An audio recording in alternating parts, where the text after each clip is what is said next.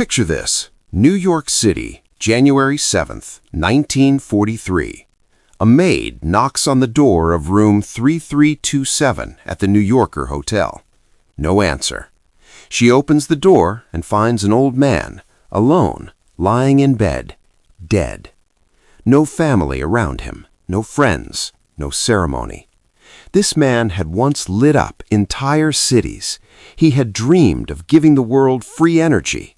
He had battled Thomas Edison, worked with George Westinghouse, and held over 300 patents in his name. And yet, he died with almost nothing in his bank account. Or did he? Because here's the question history never really asked. Was Tesla actually forgotten, or was the real story buried on purpose? Stick with me, because what really happened to Nikola Tesla after his death is one of the most shocking cover-ups in the history of science. The story we were told.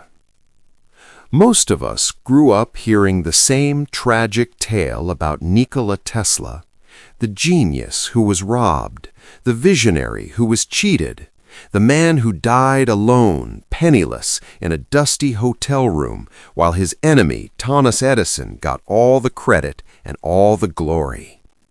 And honestly, it is a sad story on the surface. Tesla spent his final years living in the New Yorker Hotel, reportedly surviving mostly on warm milk and honey. He was said to be deeply in debt, owing money to the hotel itself. He had no wife, no children, no close companions. His mental health had deteriorated. He had developed an obsessive attachment to pigeons, reportedly spending large amounts of money feeding them in Bryant Park. Popular culture ran with this image. Movies, documentaries, social media posts all painted Tesla as the ultimate tragic genius, a man ahead of his time who the world simply wasn't ready for, a man who died as he lived, invisible, underestimated, and unrecognized. The myth became a kind of modern legend. Tesla died poor and forgotten, and the world owes him an apology. It's a compelling story, but how much of it is actually true? Let's break this down carefully, because the truth is more complicated and far more interesting. Was Tesla poor? Yes, but not always. Tesla did not start out poor. In fact, during the 1880s and 1990s, he was genuinely wealthy. After selling his AC motor patents to George Westinghouse in 1888, Tesla received a significant sum. Some historians estimate he received around $60,000 up front, plus royalties, which in today's money would be several $1,000,000. He lived lavishly. He dined at Delmonico's, one of New York's most elite restaurants. He hosted glamorous parties at his laboratory. He dressed impeccably. He was a celebrity scientist, photographed, admired, and sought after by the most powerful men in America. The financial collapse came gradually, and it was partly his own doing. His most ambitious project, the Wardenclyffe Tower on Long Island, was meant to be a global wireless communication and energy transmission system. He poured enormous resources into it. His main backer, J.P. Morgan, initially invested $150,000, but when Morgan realized Tesla's vision went beyond just wireless communication, Tesla wanted to provide free energy to everyone, Morgan pulled his funding. Without capital, the project collapsed. The tower was demolished in 1917. By then, Tesla's financial decline was real and serious. Was Tesla forgotten? This is where it gets interesting. Here is what most people don't know. Tesla was not forgotten by the scientific community or by governments during his lifetime. In 1915, newspapers reported that Tesla and Edison would share the Nobel Prize in Physics. The announcement was widely covered. The ultimate prize went to someone else. The exact reasons are debated, but the mere fact that Tesla was being discussed at that level tells you something important. He was not invisible. In 1934, the city of New York and the state of New York actually stepped in to pay Tesla's hotel bill at the New Yorker Hotel, quietly, behind the scenes. The Westinghouse Electric Company was also paying him a monthly stipend of $125. These are not the actions taken for a man the world had completely forgotten. In 1936, Tesla gave what would be one of his last major interviews on the occasion of his 80th birthday. Reporters came to him. Cameras were pointed at him. The New York Times covered it. Again, not the profile of a forgotten man. What about the loneliness? This part is largely true, and it is genuinely sad. Tesla never married. He had very few close personal relationships in his later years. His friendship with writer Mark Twain, which had been one of the warmer relationships of his life, ended with Twain's death in 1910. Tesla's eccentricities, his obsessions, his phobias, his increasingly isolated lifestyle did push people away. But lonely and forgotten are two very different things. What the records show. The real proof that Tesla was not simply forgotten by history came in a dramatic and disturbing way immediately after his death.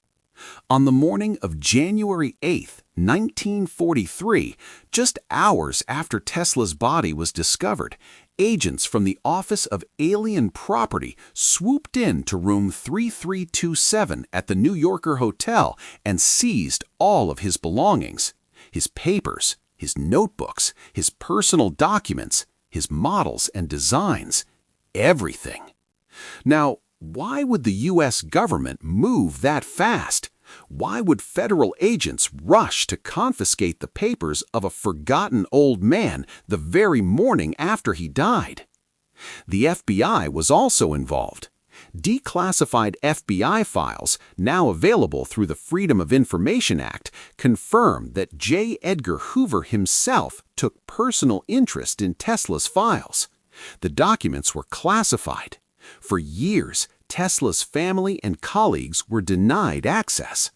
The official reason given was that the government wanted to ensure no sensitive technology fell into enemy hands during World War II. And that's partially true. But it also tells us something crucial. The U.S. government knew exactly who Tesla was. They knew his work had national security implications. They had been watching him. A forgotten man doesn't get that kind of attention from the FBI. Additionally, Tesla held patents that were actively in use at the time of his death. The U.S. Supreme Court had ruled in 1943, the same year Tesla died, that Tesla's patent for radio transmission predated Marconi's. Marconi had long been credited as the inventor of radio. The court said, no, it was Tesla. This ruling came just months after his death. The timing is almost poetic, right? As he was leaving it. Here is the twist that almost nobody includes when they tell Tesla's story. After the government seized Tesla's papers, they handed the task of reviewing them to a scientist named John G. Trump, a professor at MIT and an electrical engineer of considerable reputation. John G. Trump was also the uncle of a man who would later become the 45th President of the United States. Trump reviewed Tesla's papers and submitted a report concluding that there was nothing of value in them from a military or scientific standpoint. Many Tesla researchers and historians have questioned that conclusion ever since. Because here's the thing, Tesla, in his final years, claimed to have developed something he called a teleforce weapon. The press nicknamed it a death ray. Tesla insisted it could bring down aircraft from hundreds of miles away and make war itself obsolete. He tried to sell the concept to the U.S. War Department, to the British, to the Soviets. No one took the deal, at least not officially. After Trump's review, the papers were eventually returned to Tesla's nephew, Sava Kosanovich, who was the Yugoslav ambassador to the U.S. at the time. The papers were shipped to Belgrade, where they are now housed at the Nikola Tesla Museum. But here's the question that still lingers. Were all the papers returned? Were any documents held back? And if Trump's report concluded that there was nothing of value, why had the government moved so urgently and secretly to seize them in the first place? We don't have a clean answer, and that mystery is exactly why Tesla's legacy continues to fascinate people nearly a century after his death. So, did Nikola Tesla die poor and forgotten? Partly yes, partly no, and the full picture is far more complex than any meme or movie will ever show you. Yes, Tesla died in financial hardship. His greatest dream, the Wardenclyffe Tower, free energy for all of humanity, was never realized. He spent his final years in a hotel room, feeding pigeons and sleeping with the windows open to feel the night air. But he was not forgotten. He was watched. He was monitored. His work was considered significant enough to be seized by federal agents the morning after he died, and the Supreme Court of the United States restored his rightful credit as the father of radio in the very year of his death. The real tragedy of Tesla is not obscurity. It is something more subtle and more painful. He was a man who was known but deliberately kept in the shadow of others.